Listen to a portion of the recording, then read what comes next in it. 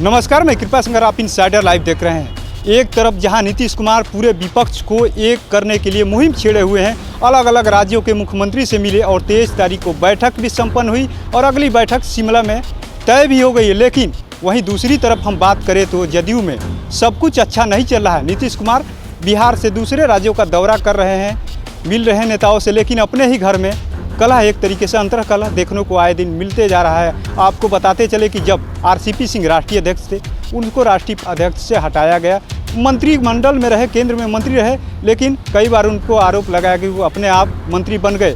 लेकिन उसके बाद से उपेंद्र कुशवाहा संसदीय बोर्ड के अध्यक्ष रहे, जदयू संसदीय बोर्ड के अध्यक्ष रहे।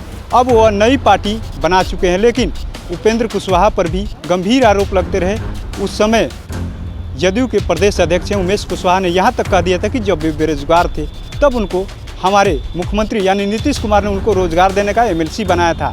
उसके बाद से तो पार्टी में बगावती सूर जारी हो गया था और उसके बाद से उपेंद्र कुशवाहा पार्टी से बाहर हो गए और अपनी एक नई पारी की शुरुआत की, यानी राष्ट्रीय लोक जनता दल का निर्माण किया। उसके बाद से सुहेली मेहता, हम बताते चले कि आए दिन दर पदर दिन पर दिन नेताओं की संख्या एक तरीके से कहे कि बाहर हो जा रहे, निजी कारण भी हो सकता है, राजनीतिक लाभ भी लेने की कोशिश कर रहे होंगे। लेकिन अब जदयू के ही एमएलसी है रामेश्वर महतो, उन्होंने एक बड़ा बयान दे दिया है और बयान उस समय दिया है जब विपक्ष पूरा एक हो रहा है, गोलबंद हो रहा है। लेकिन उस समय इनका बयान आना कहीं ना कहीं जदयू पर भारी होता दिख रहा है। संगठन में कुछ लोग ऐसे होते हैं जिनको लगता है कि व्यक्तिगत स्वार्थ के लिए कि इसको छोड़ दो उसको छांट दो, वो नहीं होना चाहिए।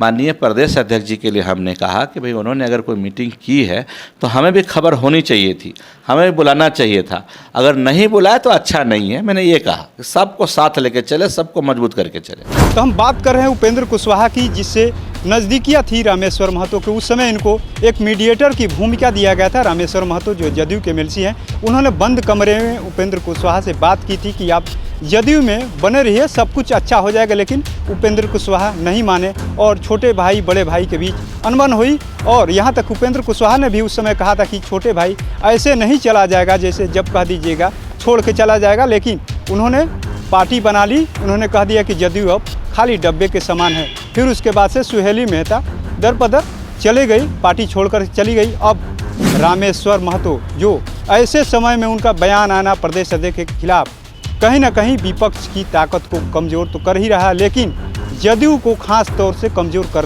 रहा है। इस बयान को देखें तो ये बयान आज का नहीं है, एक तरीके से कहे तो बहुत पहले से रामेश्वर महतो जो उपेंद्र कुशवाहा और आरसीपी सिंह के जो करीबी रहे, एक साथ काम किए, कहीं ना कहीं वैसे लोग को टारगेट किया जा रहा है। उनका साफ साफ इशारा है कि जो लोग करीब रहे उनको टारगेट किया जा रहा है। उन्होंने कह दिया कि आखिर में हमको कुशवाहा समाज की बैठक में क्यों नहीं बुलाएगा। उनका साफ साफ कहना है कि जिस तरीके से पार्टी में गुटबाजी चल रही है, हमने बात भी किया कि आखिर में पर्दे के पीछे कौन लोग हैं, तो उन्होंने साफ कर दिया कि पर्दे के पीछे तो नहीं, लेकिन पर्दे के बाहर जो है उमेश कुशवाहा जो जदयू के प्रदेश से अध्यक्ष, साफ उन्होंने कह दिया कि वो निजी स्वार्थ के चलते ऐसी काम कर रहे हैं। उन्होंने ये भी कहा है कि हम पार्टी अध्यक्ष, राष्ट्रीय अध्यक्ष और पार्टी के वरिष्ठ नेता नीतीश कुमार से हम बात करेंगे इस मसलों पर कि आखिर में प्रदेश अध्यक्ष ऐसा काम क्यों कर रहे हैं। उन्होंने ये भी कहा कि आखिर में कुशवाहा समाज की बैठक थी और हम भी कुशवाहा समाज से आते हैं, तो आखिर में हमको बुलाया क्यों नहीं गया।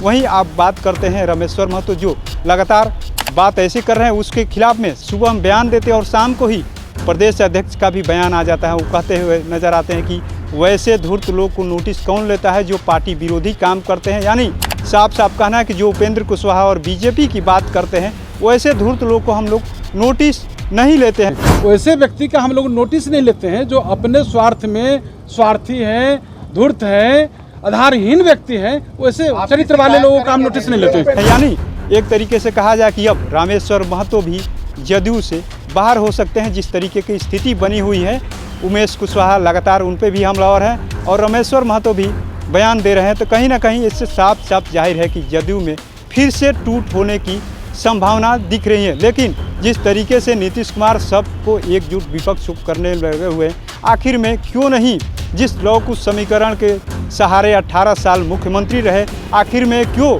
लौह कुश समीकरण उनका बिखरने पर लगा है। यानी कुशवाहा समाज के ही लोग पार्टी से दरकिनार क्यों होते चले जा रहे हैं। आखिर में विपक्षी एकता की ताकत तो लगाए हुए जोड़ने में लगे हुए हैं, लेकिन आखिर में जदयू में जो ताकत रही लवकुश समीकरण की, आखिर में वो लवकुश समीकरण क्यों टूट रहा है।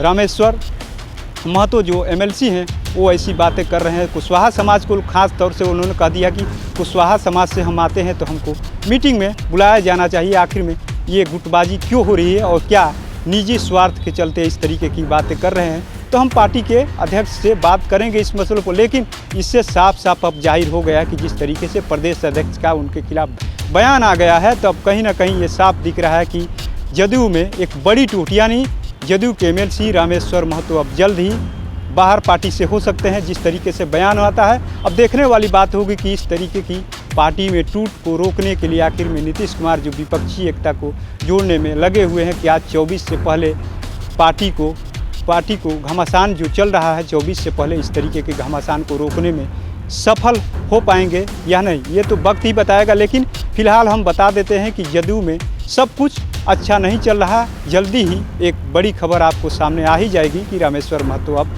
जदयू में नहीं रहे। तो ऐसे ही तमाम खबरों को देखने के लिए इनसाइडर लाइव देखते रहें।